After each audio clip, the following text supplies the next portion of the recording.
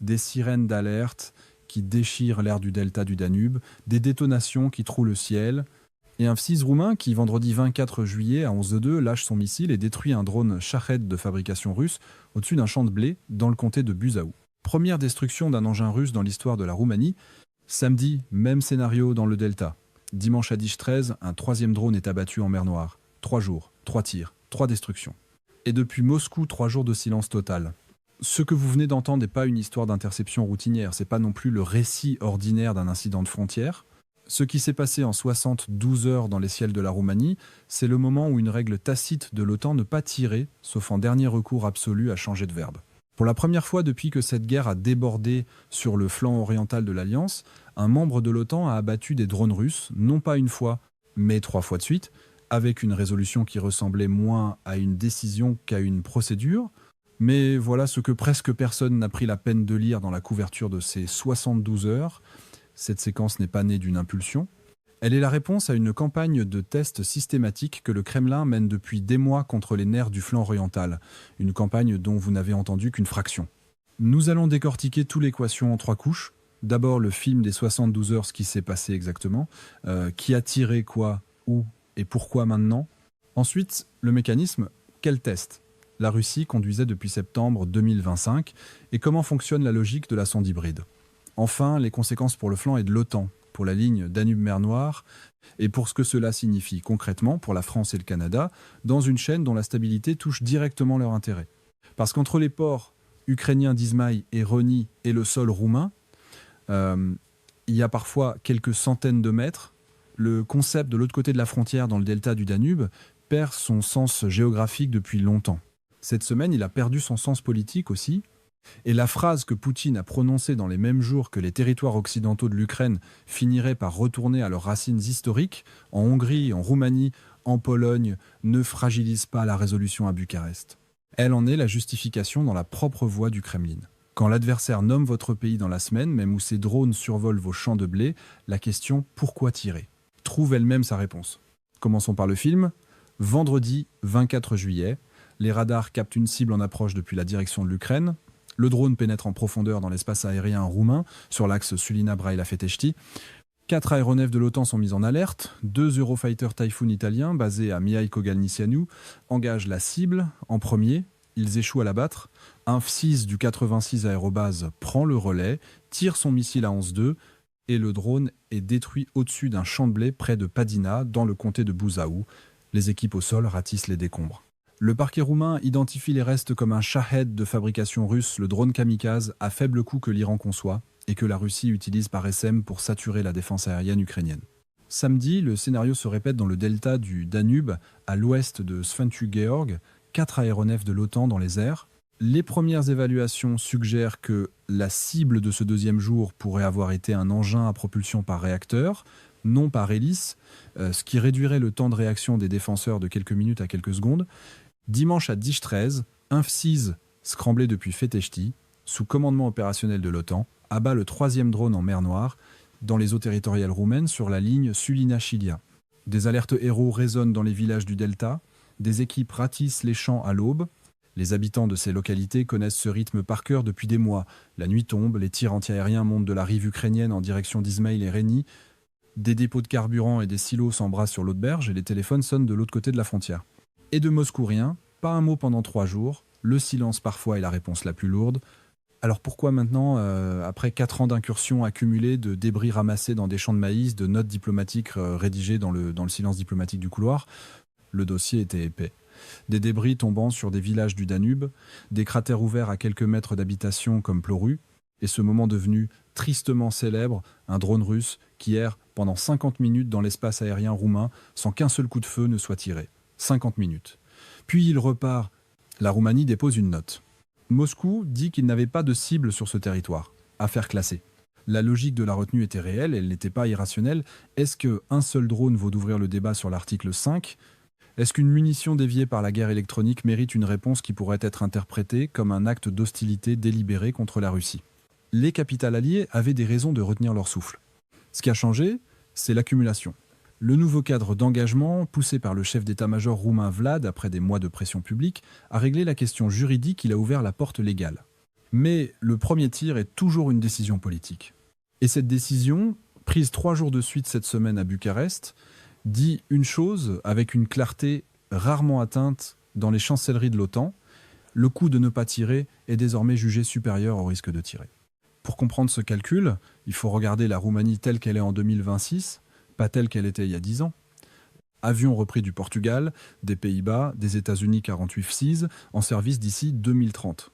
La base de Mikhail Kogalniceanu est devenue l'un des hubs de l'OTAN sur le flanc sud, capable d'accueillir en rotation des aéronefs de toute l'Alliance, des systèmes Patriot, HIMARS, des batteries Hawk déployées sur son territoire. La Roumanie n'est plus un membre ordinaire du flanc sud-est de l'Alliance. Elle est candidate au statut de pilier gardienne du corridor Danube-Mer Noire, gardienne du grain ukrainien vers le monde. Il faut comprendre ce que signifie géographiquement le delta du Danube pour saisir l'enjeu de ces 3 jours. Entre la Roumanie et l'Ukraine court une frontière de 650 km, dont le tronçon le plus sensible est précisément là où le Danube rejoint la mer. Depuis que le corridor occidental de la mer Noire est devenu la bouée de sauvetage du grain ukrainien, les ports de Constanța en Roumanie servant de transit vital, la Russie bombarde systématiquement les ports sur la rive ukrainienne du fleuve, Izmaïl, Reni, nuit après nuit. Entre ces ports et le sol roumain, il y a par endroits quelques centaines de mètres. Les Shaheds détonnent au nez de l'OTAN. Les villages du delta connaissent le rythme de ces nuits. La nuit tombe. Les tirs antiaériens montent depuis la direction d'Izmaïl et Reni. Des dépôts de carburant et des silos s'embrasent sur la rive d'en face. Et les téléphones sonnent une après l'autre sur la rive roumaine.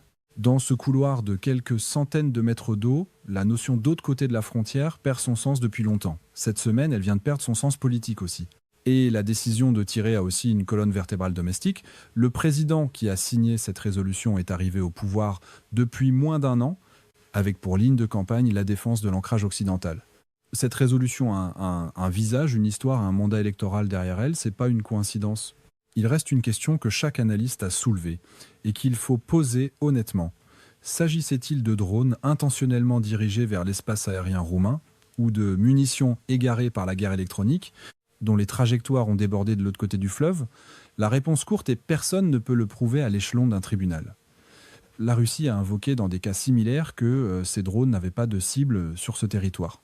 Sur les 3 jours de juillet, Moscou n'a rien dit du tout, mais le même delta, les mêmes routes, 3 jours de suite à un moment donné, l'argument de la déviation cesse de tenir le poids de la répétition, et ce que Bucarest a décidé, c'est de rendre le débat sur l'intention caduque. Quelle que soit la cause délibérée ou accidentelle, ce qui entre tombe.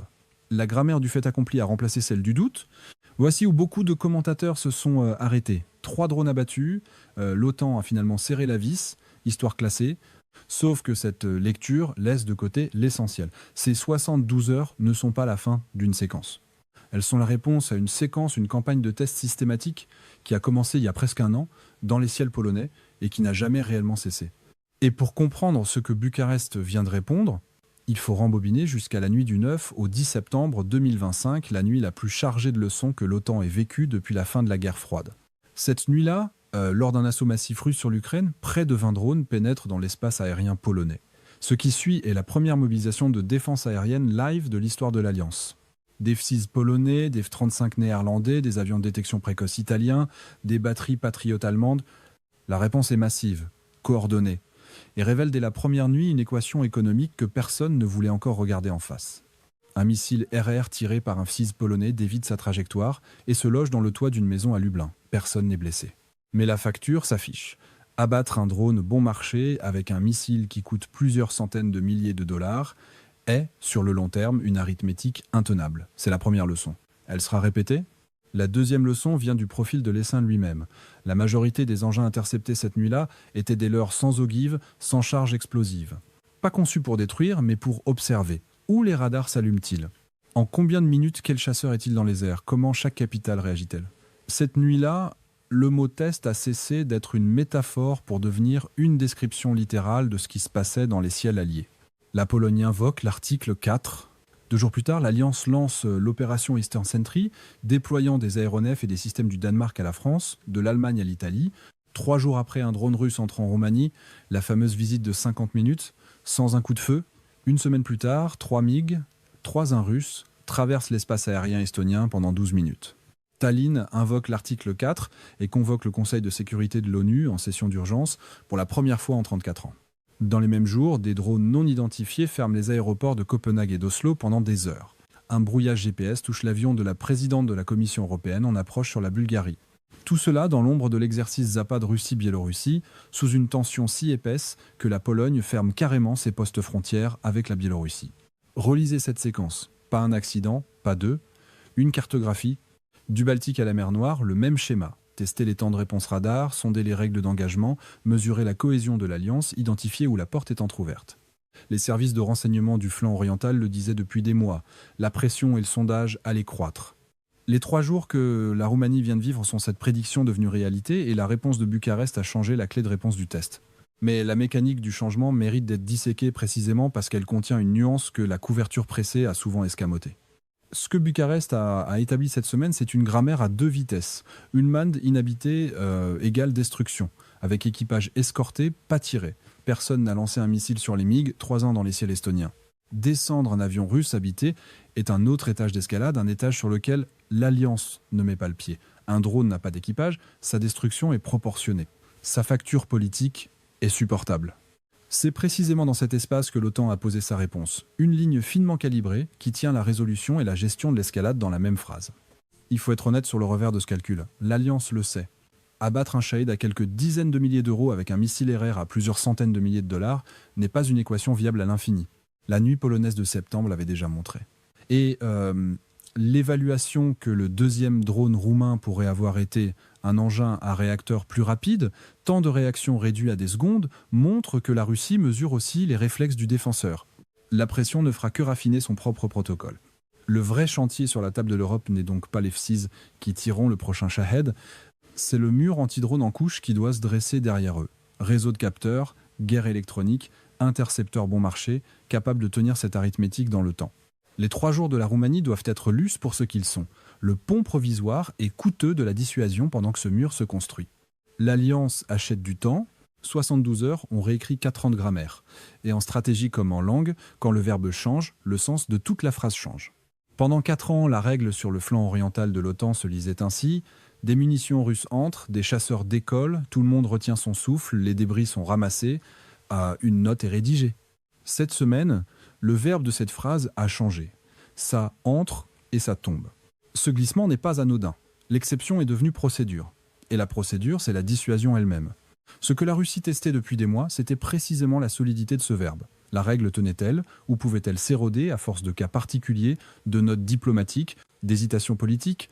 La réponse de Bucarest, 3 fois en 72 heures, a certifié que le test n'est plus gratuit. Il y a dans ces événements un écho que l'histoire francophone reconnaît. En novembre 1956, la France et le Royaume-Uni, après avoir lancé leur opération militaire à Suez, sont contraints par Washington de retirer leurs troupes.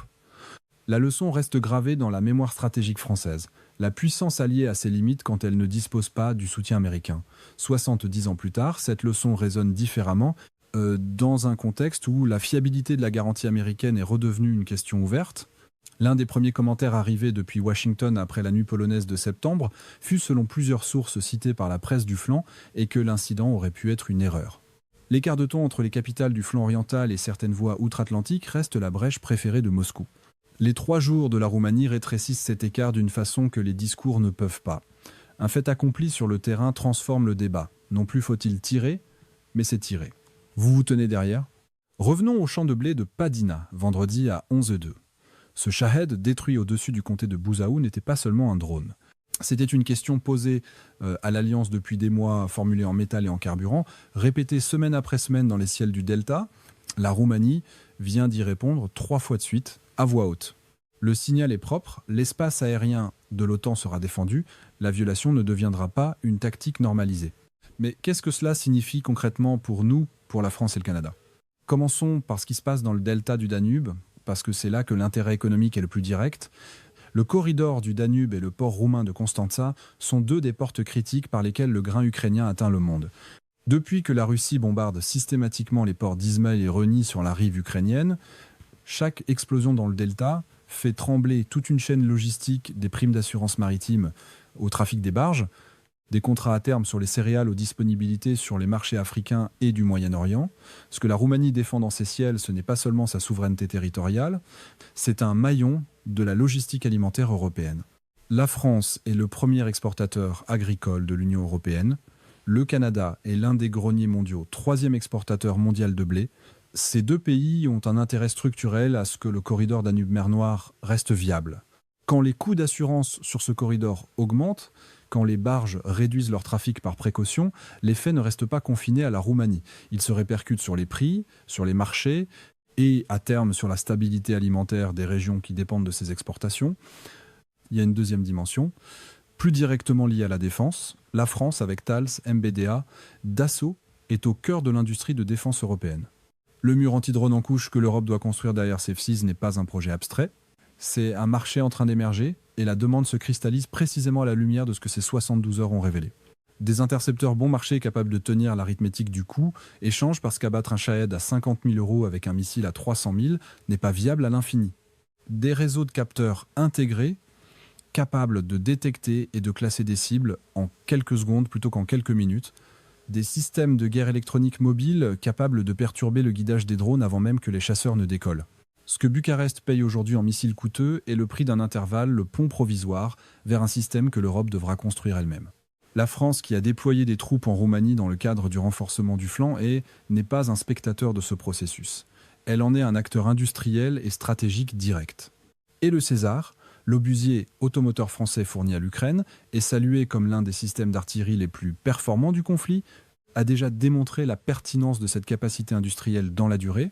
Il y a enfin la question de l'autonomie stratégique, celle que De Gaulle avait posée en 1966 en retirant la France du commandement intégré de l'OTAN, une décision prise précisément parce que Paris refusait de sous-traiter sa défense à une décision américaine. 60 ans plus tard, le débat sur cette autonomie est redevenu central.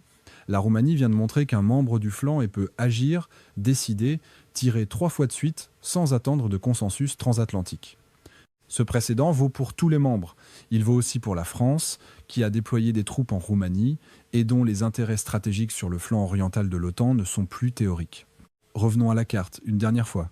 La Russie a construit cette guerre sur l'isolement de l'Ukraine. L'idée initiale qu'on peut lire dans les calculs du Kremlin depuis 2022 était multiple, qu'un voisin assez intimidé resterait les bras croisés, qu'une alliance assez divisée finirait par se fracturer entre ses membres du flanc est, plus exposés, et ses membres de l'Ouest, plus éloignés du danger immédiat. Que des violations répétées assez longtemps finiraient par s'éroder en routine des drones dans les ciels alliés, acceptés comme un bruit de fond de la guerre, jamais actionnable politiquement. Cette logique a fonctionné pendant 4 ans, et puis la Roumanie a abattu 3 drones en 72 heures, avec la même résolution qu'une procédure d'entraînement. 4 ans plus tard, donc, le voisin occidental de l'Ukraine abat des drones russes. Ses voisins septentrionaux fusionnent leur défense aérienne. Les deux extrémités de l'Alliance parlent désormais le même langage d'engagement de Tallinn à Bucarest. Ce qui entre, tombe. Le test a peu être produit l'exact opposé de son objectif. Le flanc ne s'est pas desserré, il s'est soudé, et la résolution qu'il affiche n'est plus rhétorique, elle est enregistrée dans les logs d'F6 et dans les rapports d'enquête des parquets du Delta. La patrouille Baltic Sentry, mise en place après les dommages aux câbles et pipelines sous-marins dans cette mer au cours des 2 dernières années, fixe depuis longtemps son regard sur le flanc nord. La même règle posée à Bucarest peut se retrouver redessinée dans les mois à venir au-dessus des ciels de Vilnius, Riga et Tallinn. Les deux extrémités du flanc parlent désormais la même grammaire, une ligne, une langue de Tallinn à Bucarest. Ce qui entre, tombe. Et il y a une phrase que Poutine a prononcée dans les mêmes jours, celle que la couverture de ces 72 heures a le plus souvent laissé en bas de page, alors qu'elle en éclaire le sens. Il a déclaré que les territoires occidentaux d'Ukraine, cadeau de Staline, finiraient par retourner à leurs racines historiques Hongrie, Roumanie, Pologne, avec la Russie, a-t-il ajouté, comme seul garant de l'intégrité territoriale de l'Ukraine.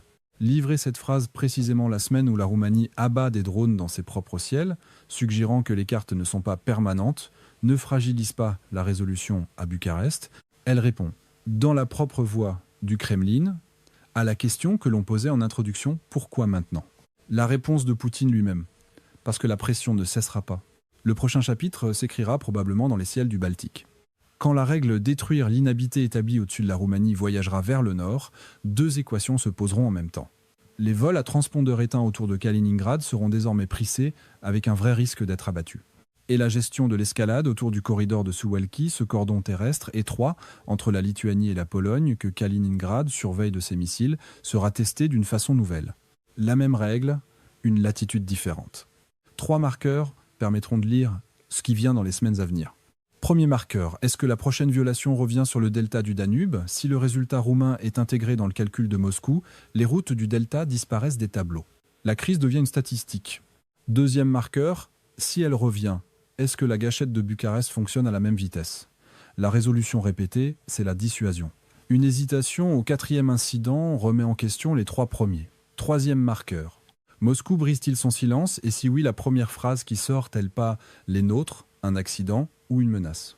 La réponse à ces 3 questions dira si les 72 heures de juillet ont changé les calculs ou seulement leur surface. Ce qui est certain, c'est ceci. Pendant 4 ans, la phrase qui décrivait le flanc oriental de l'OTAN s'écrivait au conditionnel que ferait l'Alliance si, que se passerait-il lorsque. Cette semaine, le mode a changé. L'Alliance a agi 3 fois, avec une résolution qui ressemblait moins à une décision politique qu'à une procédure établie. La ligne rouge est tracée, l'initiative n'appartient plus exclusivement à Moscou, et la question qui reste ouverte, celle à laquelle les prochaines semaines répondront, est précisément celle que le Kremlin se posait depuis le début de cette campagne de tests systématiques. Jusqu'où ira l'autre camp quand le coût de ne pas répondre dépasse le risque de répondre? La Roumanie vient de donner sa réponse 3 fois en 72 heures. Dans le silence de Moscou qui a suivi, on peut entendre le bruit d'un calcul en train de se recalibrer. Les prochains tirs, s'il y en a, ne seront plus jamais aussi gratuits qu'avant le vendredi 24 juillet à 11h02.